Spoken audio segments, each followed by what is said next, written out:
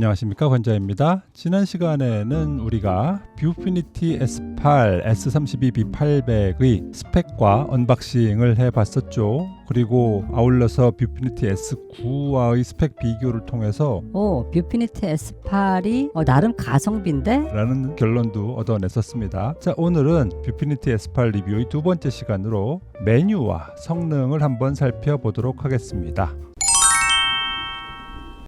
자, 일단 메뉴 중에서는 우리가 다 살펴볼 건 아니고 그 중에서도 이제 재미있는 기능들 몇 개만 살펴볼 건데요. 먼저 우리가 살펴볼 것은 화면 메뉴 중에서 화면 모드라는 메뉴가 있습니다. 이것은 HDR 설정에 관한 것인데요. HDR 다이나믹이 있고 HDR 표준이 있어요. 신기한 건 SDR 메뉴는 없다라는 거죠. 디폴트로 HDR을 적용을 하고 있다. 다만 다이나믹이냐 표준이냐 요 차이만 있더라라는 것이고요. 그럼 도대체 그 화질의 차이가 있을까 한번 살펴보죠. 자, 이렇게 컬러바가 있는데요. HDR 표준은 이렇고요. HDR 다이나믹은 이렇습니다. 어떻습니까? 차이가 있어요. 분명히 HDR 다이나믹의 효과가 훨씬 더 비비드해진다라는 것을 알 수가 있습니다. 야, 그럼 이렇게 적용이 된 HDR과 SDR의 차이는 어떻게 돼? 그거는 조금 이따가 제가 성능 체크 시간 때 한 번 더 체크를 해보도록 할게요. 자, 다음에 화면 메뉴 중에서 게임 모드라고 하는 메뉴가 있는데요. 게임 모드면은 어떤 기능이 있는 건데, 자, 요거 보실래요? 자, 요건 제가 예전에 아이유 콘서트 갔을 적에 직직을 해온 사진인데요. 이렇게 검은 배경 가운데 아이유님의 아리따운 모습이 딱 들어있는데요. 이 사진은 기본적으로 게임 모드의 해제 화면입니다. 자, 그런데 여기서 게임 모드를 동작을 시켜보죠. 이게 뭐야? 뭔가 좀 밝아졌어요. 특히나 어두운 부분의 개조가 밝아졌습니다. 이걸 왜 게임 모드라고 하지? 어두운 부분이 좀 더 밝아지는 게 왜 게임 모드야? 라고 생각하실 텐데, 저는 사실 게임알못이긴 합니다만 가만히 생각을 해보니 우리가 FPS나 롤플레잉 같은 거 할 적에 아주 깜깜하고 어두운 곳에 들어가면 잘 안 보이잖아요. 그런데 거기에서 어두운 곳에서 사물을 좀 더 확실하게 알아보려면 어두운 쪽의 명도를 좀 높여줘야 되겠죠. 아마 그런 기능을 하는 것이 아닐까라는 생각을 해봅니다. 이런 차이가 있더라 라는 것을 알려드리고요. 자, 다음에 살펴볼 메뉴는 화면 메뉴 가운데서 응답 시간이라고 하는 메뉴인데요. 메뉴는 표준과 빠르게, 가장 빠르게 이렇게 세 단계로 되어 있는데 디폴트는 빠르게로 설정이 되어 있어요. 표준과 가장 빠르게 간의 차이가 있는지에 관해서는 조금 이따가 성능 테스트 시간에 레이턴시 체크를 하면서 같이 한번 살펴보도록 하겠습니다. 자, 이런 메뉴가 있다 정도만 먼저 알고 넘어가자고요. 그 다음에 눈 보호 메뉴 가운데 AI 화질 최적화라는 메뉴가 있어요. 환경에 따라서 화질이나 밝기나 이런 것들을 전체적으로 좀 조정을 해주는 기능이 있다라는 것입니다. 아니, 근데 이런 걸 하려면 뭔가 센서가 있어야 되는 거 아니야? 센서가 있어요. 지난 시간에 뷰피니티 S8의 외관을 봤었잖아요. 모니터 밑에 그 버튼에 보면은 그 근처에 뭔가 수상한 구멍들이 보이는데 요게 아마 센서인 것 같습니다. 그래서 주위의 환경을 여기에서 인식을 해서 적당하게 밝기나 색감 같은 것들을 조정을 해준다는 얘기죠. 실제로 체감이 돼? 요거 한번 보실래요? 자, 제가 요것을 해제해서 동작으로 딱 바꿔놓잖아요. 사실 당장은 티가 잘 안 나요. 근데 한창 쓰다가 다시 동작을 해제로 바꿔주잖아요. 그럼 뭔가 차이가 있어요. 확실히 모르는 새에 살살살살살 밝기를 줄여가지고 눈이 좀 편안하게끔 하는 모드로 밝기를 줄여놓은 겁니다. 그랬다가 다시 이것을 해제를 하니까 다시 밝아지는 것이죠. 근데 사실 저는 잘 안 씁니다. 원래 밝기대로 밝게 쓰는 게 저는 편하더라고요. 자, 다음에 메뉴 중에서 동시 화면 메뉴를 볼까요? 여기 보면은 동시 화면 모드라는 메뉴가 있죠. 요것을 켜면은 갑자기 화면이 반으로 쩍 갈라집니다. 제가 말씀드렸었죠. PBP라고 Picture by Picture 모드로 1대1로 딱 반이 나뉘게 됩니다. 근데 PVP? 이게 무슨 의미가 있어? 우리 그냥 인터넷 할 적에도 창 2개 띄워놓고 나란히 세워놓으면 되는 거 아니야? 이게 PC 내에서 창 2개 띄워놓는 것이 아니고요. 소스 채널 자체가 다른 2개의 화면을 띄워놓는 거예요. 즉, 하나는 DP 케이블을 통해서 들어오는 컴퓨터의 화면이고 또 하나는 HDMI나 아니면 USB-C 타입 포트를 통해 가지고 들어오는 다른 소스의 화면을 나란히 띄워준다라는 것입니다. 그리고 여기 모드 타입에서는 이것을 PBP로 할 것이냐, 즉 나란히 똑같은 화면 두 개를 세워놓을 것이냐, 아니면 PIP, Picture in Picture 해가지고 작은 화면을 큰 화면 속에 넣을 것이냐를 선택을 할 수가 있어요. 그리고 PIP를 선택을 했을 적에도 그 창의 크기도 조정을 할 수 있고요. 그래서 보시면 PC 화면을 메인으로 하고 HDMI를 통해서 연결을 한 크롬캐스트 4 화면, 구글 TV의 화면을 이렇게 볼 수가 있더란 말이죠. 재밌죠? 자, 다음에 시스템 메뉴 중에서요, 로컬 디밍이라는 메뉴를 좀 볼게요. 로컬 디밍, 원래 dim이란 단어가 조명을 줄이다 라는 얘기가 있잖아요. 지금 이 모니터는 IPS 패널이라고 했죠. IPS 패널이라고 하는 것은 기본적으로는 LCD 패널이기 때문에 뒤에 백라이트가 있습니다. 그리고 그 백라이트가 일반적인 경우에는 항시 다 켜져 있는 것이죠. 그런데 로컬 디밍 기능을 켜게 되면 백라이트가 필요한 부분은 켜져 있고 필요 없는 부분은 백라이트의 밝기가 줄어들어요. 백라이트의 밝기가 줄어들면 어떻게 되나요? 더 어둡게 표현이 되겠죠. 자, 한번 테스트를 해봅시다. 이게 지금 로컬 디밍을 해제한 상태인데요. 그냥 일반 모니터란 얘기죠. 그리고 여기에서 이 하이한 원을 한번 이동을 시켜봅시다. 뭐 이동을 시켜보더라도 화면에는 아무런 변화가 없습니다. 자, 그런데 로컬 디밍을 동작을 시켜보잖아요. 일단 기본적으로 디폴트의 검은색 화면은 어떤가요? 아까 전에 로컬 디밍을 껐을 때보다 좀 더 어두워졌는데? 그렇죠. 자, 그리고 이제 한번 하얀색 원을 한번 움직여 봅시다. 자, 이렇게 보니까 이 하얀색 원이 있는 부분이 약간 밝아졌고 나머지 부분은 그대로 어둡다. 그렇죠? 그런데 이것이 한 줄 옆으로 가는 순간 첫 번째 줄의 화면이 어두워지고 두 번째 원이 있는 줄의 배경이 좀 밝아졌죠. 차례차례로 움직여 볼까요? 하얀색 원이 이동하는 대로 검은 배경이 세로로 순차적으로 움직이는 것을 볼 수가 있지요. 즉, 이 모니터에서는 총 6줄의 디밍 존이 있어서 백라이트가 필요한 부분은 들어오지만 나머지 백라이트가 필요 없는 부분들은 조명을 줄인다는 얘기죠. 그렇게 해서 어두운 표현을 할 적에 훨씬 더 극적인 효과를 낼 수가 있겠다. 요거 꽤 괜찮다라는 생각이 들었어요. 그리고 시스템에 동적 밝기 조정이라는 메뉴가 있는데요.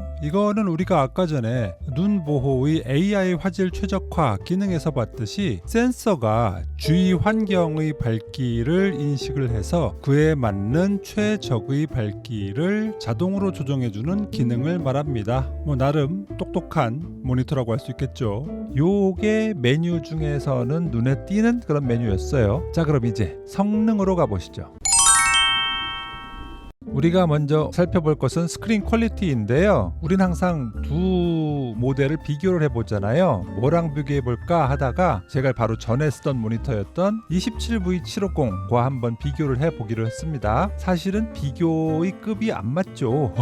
뷰피니티 S8은 화면도 클 뿐더러 더 밝기도 하고 또 4K 해상도이고 이런데 27V750은 밝기도 낮고 27인치이고 해상도도 풀 HD이고 그래서 사실은 비교의 급이 안 맞지만 얼마만큼 다를까를 비교해보는 의미에서 한번 비교를 해보도록 하겠습니다. 자, 요게 하얀색이에요. 카메라의 각도에 따라서 27V750이 약간 위쪽이 어둡게 나오긴 했는데 이 밑쪽을 중심으로 보시면 됩니다. 어떤가요? 딱 보기에도 뷰피니티 S8이 조금 더 밝네, 확실히 다르네 라는 것을 알 수가 있죠.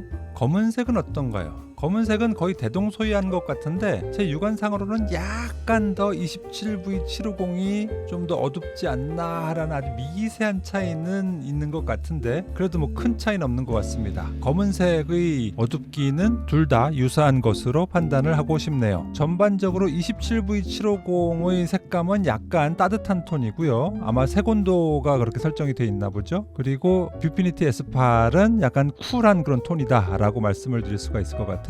칼라바 화면에서도 차이를 명확하게 느낄 수가 있죠. 색감 자체가 약간 다릅니다. 자, 지금 요 화면도 진짜 뷰피니티 S8은 쨍하죠. 반면에 27V750은 약간은 좀 뜬 듯한 그런 느낌도 없지 않아 있어요. 그렇다고 화질이 나쁘다 정도까지는 아니지만 분명히 퀄리티의 차이는 느껴집니다. 전반적으로 색의 표현이 뷰피니티 S8이 훨씬 더 비비드하고 다채롭다라는 느낌이 들었어요. 확실히 화질의 면에서는 뷰피니티 S8의 압승입니다. 자, 다음에 HDR을 보죠.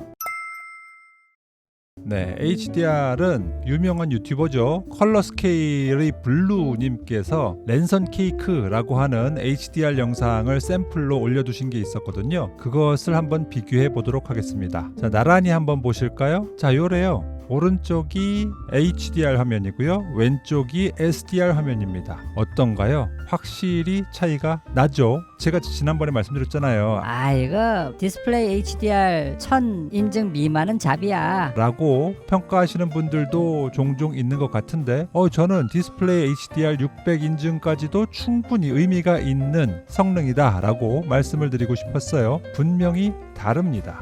자, 다음에 이번엔 우리 반사도에 대해서 한번 알아보죠.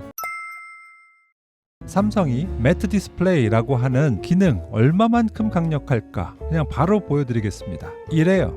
맨 왼쪽은 저희 집 TV 60LM9600이라고 하는 60인치 TV고요. 가운데는 27V750 제가 이전에 썼던 PC고요. 그리고 맨 마지막이 뷰피니티 S8인데요. 어떤가요? 스마트폰을 모니터에서 20cm 거리를 띄워두고 초기 화면을 비춘 것이거든요. 확실하게 반사에 있어서는 뷰피니티 S8의 압승임을 알 수가 있죠. 그런데 저는 27V750과 뷰피니티 S8의 차이가 분명히 확실하다는 건 알겠지만 그렇다고 27V750은 못 쓸 정도야? 아니, 저는 또 그 정도는 아니에요. 제가 막눈이라고 그랬잖아요. 반사 방지 코팅 정도 요 정도 돼 있으면은 둘 다 쓰는 데는 큰 지장은 없을 것 같다라는 생각은 드는데 성능 면에서 보자면 확실히 뷰피니티 S8은 압승이라고 할 수가 있겠습니다. 자, 이제 레이턴시인데요. 늘 그렇듯이 레오보드날의 비디오 렉 테스터를 가지고 한번 측정을 해보도록 하겠습니다.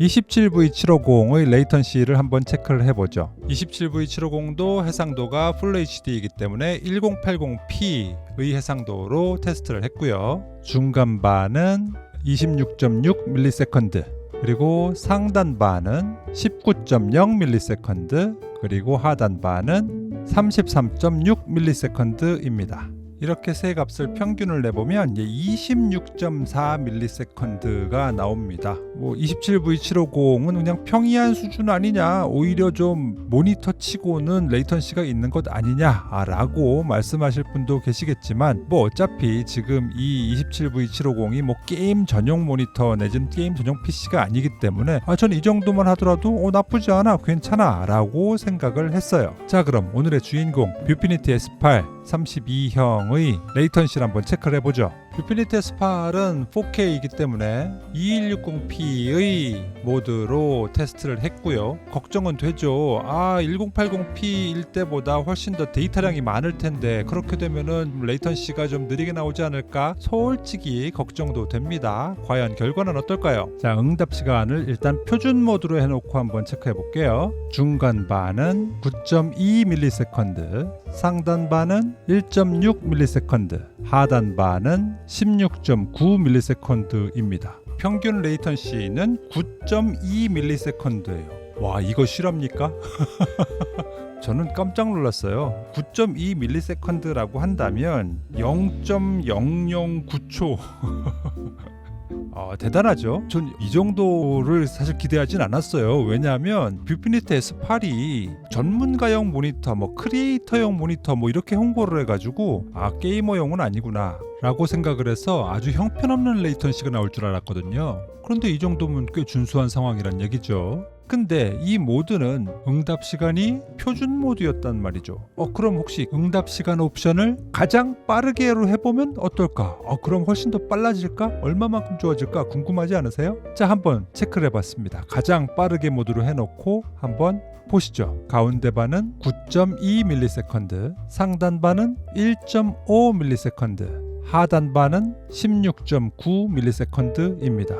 이게 뭐야? 아니 변한 게 없잖아. 차이를 모르겠는데? 네, 사실 차이를 모르겠습니다. 데이터상으로는 그래요. 물론 이것은 레오 보드나르의 비디오 렉 테스터를 이용했기 때문에 그런 건데 사실은 이런 레이턴시를 체크하는 데는 여러 가지 방법이 있잖아요. 그레이 투 그레이, 블랙 투 화이트, 화이트 투 블랙, MPRT 뭐 등등 많이 있습니다. 이런 측정 방법에 따라서는 데이터가 서로 조금씩 다르게 나올 수는 있겠습니다만 어쨌든 제가 체크하는 레오 보드나르의 비디오 렉 테스터 상에서는 그리 큰 차이는 없었다. 하지만 9.2ms 그 숫자 자체만으로도 저한테는 참으로 놀라운 것이었다 라는 말씀을 드리고 싶습니다. 성능 테스트는 이 정도가 될 것 같습니다. 자, 그럼 이제 마지막으로 장단점을 한번 얘기를 해보죠.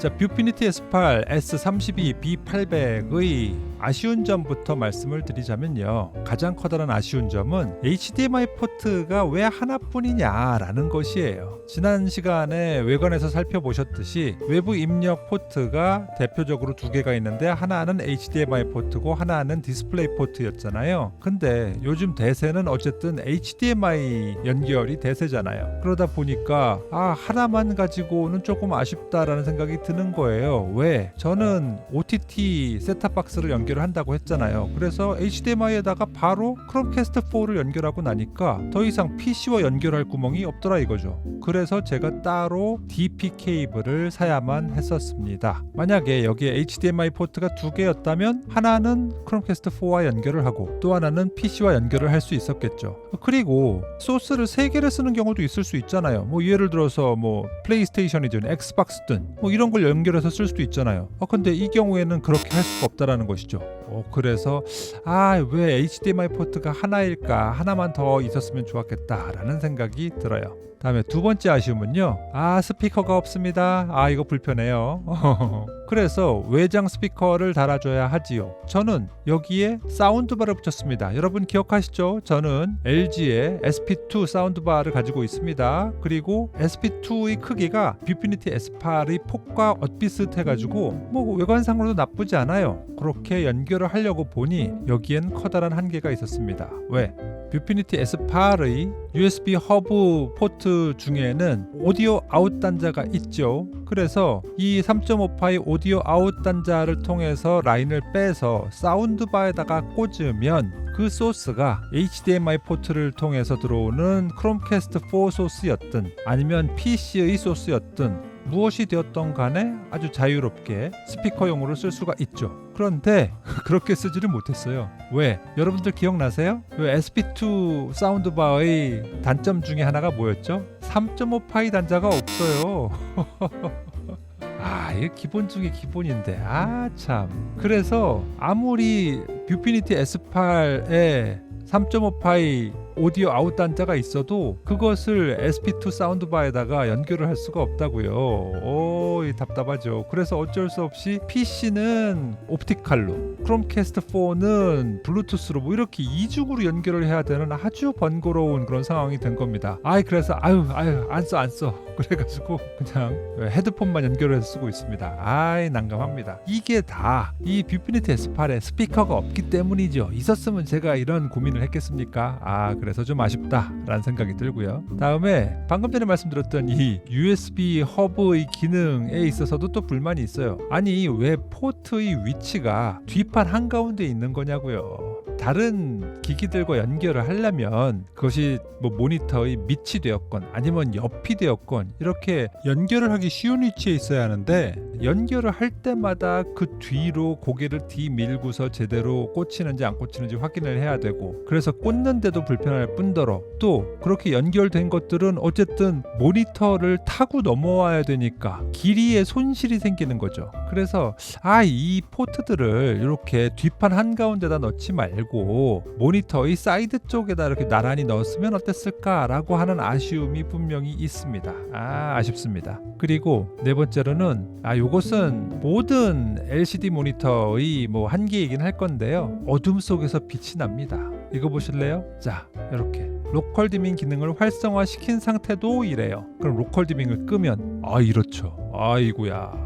이게 빛샘이라고 할 순 없죠. 뭐 샌다고 할 순 없으니까 이거 자체가 원래 패널의 특성이니까. 어쨌든 이렇게 어두운 데서 쓰기에는 블랙이 좀 뜹니다. 그래서 좀 아쉬움이 있죠. 뭐 OLED 모니터가 아니고서는 어쩔 수 없는 숙명이긴 한데 그래도 못내 좀 아쉽습니다. 그리고 마지막으로는 이 스탠드가 조금 불안해요. 꽉 잡아줘가지고 흔들리지 말아야 되는데 이 모니터가 연결이 튼튼하다까지는 아닐 것 같아요. 물론 스탠드 자체는 튼튼하게 서 있기는 한데 그렇다고 모니터를 아주 꽉 잡아주고 있느냐 또 그건 아니에요. 그래서 살짝 움직이면 이렇게 흔들립니다.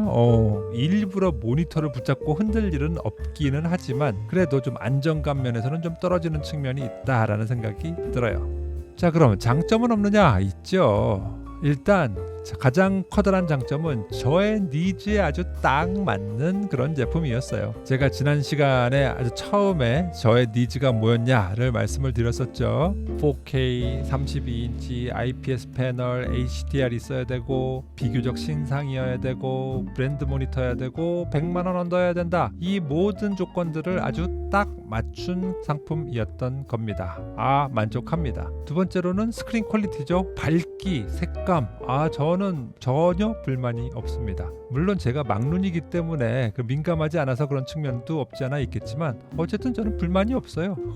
그리고 반사 방지 매트 디스플레이도 꽤 만족할 만합니다. 낮이건 밤이건 모니터를 쓰는데 제 얼굴을 마주보고 쓸 이유가 없는 거죠. 꽤 좋습니다. 또 USB-C 포트의 활용도도 좋죠. PC와 연결을 해서 USB 허브처럼 쓰는 것도 좋고 또 때에 따라서는 급할 땐 여기에 바로 스마트폰이나 기타 충전이 필요한 기기들을 연결을 해가지고 충전을 할 수가 있습니다. 전원을 공급을 하기 때문이죠. 그래서 꽤 쏠쏠하게 유용하게 쓰고 있습니다. 그리고 마지막으로는 덱스 모드도 쓸 수 있습니다. 덱스 모드가 뭐지? 바로 스마트폰을 연결을 했을 때 스마트폰을 마치 PC UI처럼 구현을 해놓은 것을 말하는 거죠. 그래서 모니터 상에서 스마트폰을 마치 PC처럼 쓸 수 있는데요. 요게 어느 때 좋은 거 하니 스마트폰 안에 있는 동영상을 모니터를 통해서 큼직큼직하게 볼 때 꽤 좋습니다. 그래서 이 덱스 모드도 나름 꽤 유용하게 쓰고 있습니다. 요 정도로 오늘은 정리를 하죠. 삼성의 뷰피니티 S8, S32, B800 저한테는 꽤나 만족스러운 모니터이고요. 특히나 가격대도 좀 싸게 구입을 해가지고 만족스러운 제품입니다. 아무쪼록 여러분들이 모니터를 선택하시는 데 있어서 제 리뷰가 조금 더 도움이 되었으면 좋겠군요. 오늘 컨텐츠도 유익했다, 재밌는 내용들이 많았어, 뷰피니티 S8에 대해서 다시 한번 평가를 하게 됐네 라는 생각이 드셨다면 구독, 좋아요, 알림 설정 부탁드리겠습니다. 저는 그럼 또 다음 시간에 찾아뵙도록 하겠습니다. 감사합니다. 누구냐 너? 앉아.